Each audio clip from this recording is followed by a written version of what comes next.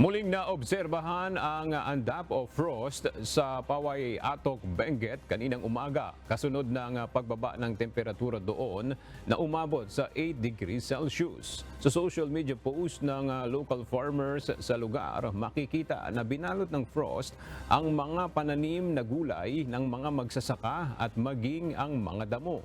Karaniwang nararanasan ang andap sa Benguet tuwing sumasapit ang Burr months, lalo na sa pagitan ng huling linggo ng Enero hanggang sa buwan ng Pebrero, kung saan naitatala ang peak o pinakamalamig na temperatura.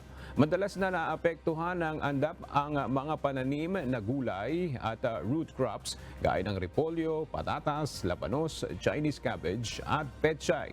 Sa kabila nito, ang andap ay hindi na bago para sa mga magsasaka sa Benguet, kaya naman may mga paraan na sila upang maiwasang makapinsala ang frost sa kanilang mga pananim na gulay.